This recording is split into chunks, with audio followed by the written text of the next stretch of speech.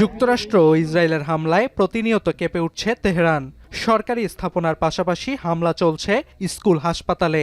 শনিবার থেকে এখন পর্যন্ত ইরানের প্রায় ২,০০০ স্থাপনায় হামলার দাবি যুক্তরাষ্ট্রের। আইডিএফের আক্রমণে দুমড়ে মুচড়ে গেছে তেহরানের অ্যাসেম্বলি অব এক্সপার্টস ভবন। ইরানে চলমান অভিযানে যুক্তরাষ্ট্রের ৫০,০০০-এর বেশি সেনা অংশ নিচ্ছে বলে দাবি করেছে মার্কিন সেন্ট্রাল কমান্ড। এছাড়া অঞ্চলটিতে মোতায়েন রয়েছে অন্তত ২০০ যুদ্ধবিমান ও বিমানবাহী দুটি রণতরী। দমে না গিয়ে প্রতিশোধ নিতে মরিয়া ইরান, ব্যস্ত নতুন করে সরকার গঠনে। এরই মধ্যে প্রয়াত আয়াতুল্লাহ আলী খামেনির ছেলে মুস্তফা খামেনিকে ইরানের সর্বোচ্চ নেতা হিসেবে নির্বাচিত করেছে বিশেষজ্ঞ পরিষদ। তবে নবনির্বাচিত সর্বোচ্চ নেতাকেও নির্মূলের হুঁশিয়ারি দিয়েছে ইসরায়েল। ইসরায়েলি প্রতিরক্ষা মন্ত্রী হুমকি দিয়ে জানান, ইরানের যে কোনো শাসন ব্যবস্থাকে ধ্বংস করবে ইসরায়েল। এছাড়া ড্রোন ও ক্ষেপণাস্ত্র হামলা চালিয়ে ইসরায়েল কাঁপাচ্ছে তেহরান। চলমান অভিযানে ৬ শতাধিক মার্কিন সেনা হত্যার দাবি করেছে আইআরজিসি।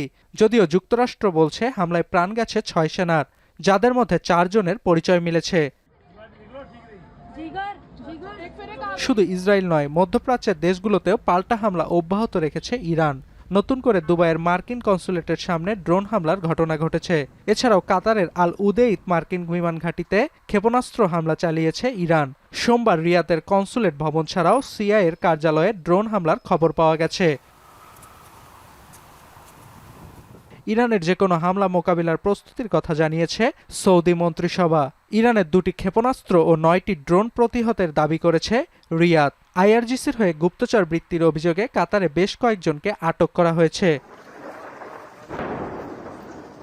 অন্যদিকে লেবাননেও হামলার মাত্রা বাড়িয়েছে ইসরায়েল। এতে প্রতি মুহূর্তে বাড়ছে হতাহতের সংখ্যা। দক্ষিণ লেবাননের গ্রামগুলোর বাসিন্দাদের স্থান ছাড়ার নির্দেশ দিচ্ছে আইডিএফ। বাড়তে থাকা উত্তেজনার মাঝেই ভূমধ্যসাগরে বিমানবাহী রণতরী পাঠাচ্ছে ফ্রান্স। এছাড়াও সাইপ্রাসের ব্রিটিশ বিমান ঘাঁটিগুলোতে হামলার পর দেশটির নিরাপত্তায় প্রতিরক্ষা সরঞ্জাম পাঠাবে লন্ডন ও প্যারিস। তবে ইরানে চলমান যুক্তরাষ্ট্র ও ইসরায়েলি হামলার ফের নিন্দা জানিয়েছে রাশিয়া ও চীন। অন্যদিকে ইরানের পারমাণবিক বোমা তৈরির যথেষ্ট প্রমাণ নেই বলে জানিয়েছেন আন্তর্জাতিক আণবিক সংস্থার প্রধান রাফায়েল গ্রোসি। অর্ণব প্রসাদ, এখন বিশ্ব। ৭২ ঘন্টা ময়েশ্চার লক সমৃদ্ধ লিলি বডি ওয়াশ। শিয়া বাটারের গুডনেস স্কিন রিপেয়ার করে রাখে সফট ও গ্লোয়িং।